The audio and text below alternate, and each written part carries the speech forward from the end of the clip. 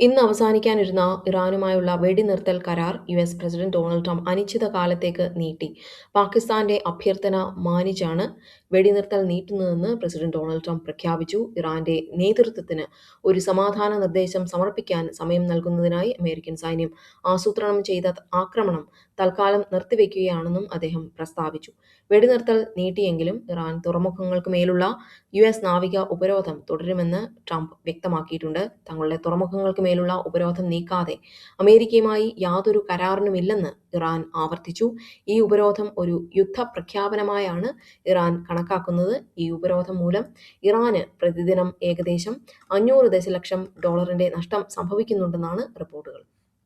ഇറാനിലെ ജനങ്ങൾ കഴിഞ്ഞ 54 ദിവസമായി ഇന്റർനെറ്റ് സേവനങ്ങളില്ലാതെ ദുരിതത്തിലാണ്.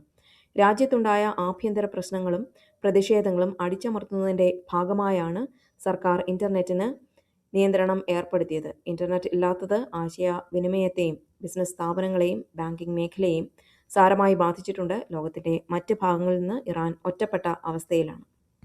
ഇന്ത്യൻ മഹാസമുദ്രത്തിലൂടെ സഞ്ചരിക്കുകയായിരുന്ന എംബാർട്ടി ടിഫാനി എന്ന ഇറാനിയൻ ക്രൂഡ് ഓയിൽ ടാങ്കറിൽ യുഎസ് മറൈൻ സേന അടുത്തിടെ അതിക്രമിച്ചു കയറി ഒമാന് വടക്ക് കിഴക്ക് ഭാഗത്ത് വെച്ച് ഒരു കണ്ടെയ്നർ കപ്പലിന് നേരെ ഇറാന്റെ റവല്യൂഷണറി ഗാർഡ് ഫയർ ചെയ്തതായിട്ട് റിപ്പോർട്ടുകളുണ്ട്.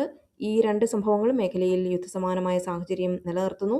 ഇറാൻ തുറമുഖങ്ങൾക്ക് മേൽ അമേരിക്ക ഏർപ്പെടുത്തിയ ഉപരോധം ലംഘിക്കാൻ ശ്രമിക്കുന്നു എന്നാരോപിച്ചാണ് യുഎസ് കപ്പലുകൾ തടയുന്നത്. ഇറാനിലെ ജനങ്ങൾ കഴിഞ്ഞ 54 ദിവസമായി ഇന്റർനെറ്റ് സേവനങ്ങളില്ലാതെ ദുരിതത്തിലാണ്. രാജ്യത്തുണ്ടായ ആഭ്യന്തര പ്രശ്നങ്ങളും പ്രതിഷേധങ്ങളും അടിച്ചമർത്തുന്നതിന്റെ ഭാഗമായാണ് സർക്കാർ ഇന്റർനെറ്റിന് നിയന്ത്രണം ഏർപ്പെടുത്തിയത്. ഇന്റർനെറ്റ് ഇല്ലാത്തത് ആശയവിനിമയത്തെയും ബിസിനസ് സ്ഥാപനങ്ങളെയും ബാങ്കിംഗ് മേഖലയും സാരമായി ബാധിച്ചിട്ടുണ്ട്. ലോകത്തിന്റെ മറ്റ് ഭാഗങ്ങളിൽ നിന്ന് ഇറാൻ ഒറ്റപ്പെട്ട അവസ്ഥയിലാണ്. റഷ്യയിൽ നിന്ന് യൂറോപ്പിലേക്ക് എണ്ണ എത്തിക്കുന്ന ദ്രുഷ്ബ പൈപ്പ് ലൈൻ പ്രവർത്തനം പുനരാരംഭിക്കാൻ തയ്യാറാണെന്ന് യുക്രൈൻ അറിയിച്ചു. പൈപ്പ് ലൈൻ പ്രവർത്തനം പുനരാരംഭിക്കുന്നതിലൂടെ യൂറോപ്യൻ യൂണിയനിൽ നിന്നുള്ള സാമ്പത്തിക സഹായം തടസ്സമില്ലാതെ ലഭിക്കുമെന്ന് യുക്രൈൻ പ്രതീക്ഷിക്കുന്നു. പൈപ്പ് ലൈൻ പുനഃസ്ഥാപിക്കുന്ന കാര്യത്തിൽ അനുകൂലമായ ഒരു തീരുമാനം ഉണ്ടാകുമെന്ന് യൂറോപ്യൻ യൂണിയൻ വിദേശ നയ മേധാവി കാജ കല്ലാസ് ശുഭാപ്തി വിശ്വാസം പ്രകടിപ്പിച്ചു. യുദ്ധം മൂലം തടസ്സപ്പെട്ട റഷ്യൻ എണ്ണ വിതരണം യൂറോപ്പിലെ ഹംഗറി, സ്ലൊവാക്യ തുടങ്ങിയ രാജ്യങ്ങളിലേക്ക് വീണ്ടും എത്തിക്കാൻ ഇത് സഹായിക്കും.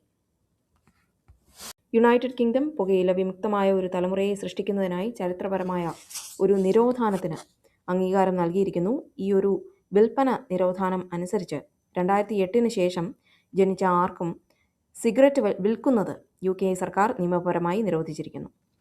ഇത് ഒരു ആജീവനാന്ത നിരോധനമാണ്. ഈ ഒരു നിയമപ്രകാരം നിലവിൽ 15 വയസ്സോ അതിൽ താഴെയോ പ്രായമുള്ളവർക്ക് അവരുടെ ജീവിതകാലത്ത് ഒരിക്കലും നിയമപരമായി പുകയില ഉൽപ്പന്നങ്ങൾ വാങ്ങാൻ കഴിയില്ല. ഈ ഒരു നിയമത്തിന്റെ ലക്ഷ്യം എന്ന് പറയുന്നത് യുവാക്കൾക്കിടയിലെ പുകവലി ശീലം പൂർണ്ണമായും ഇല്ലാതാക്കുക എന്നതാണ്.